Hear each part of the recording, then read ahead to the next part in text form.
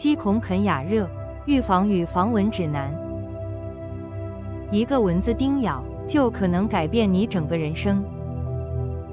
居家安装纱窗、纱门、蚊帐，避免蚊虫进入室内。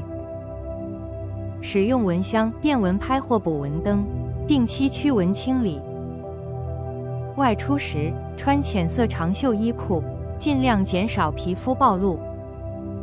涂抹含 DEET 派卡瑞丁成分的防蚊液，避免黎明和傍晚外出，这是蚊虫最活跃的时间段。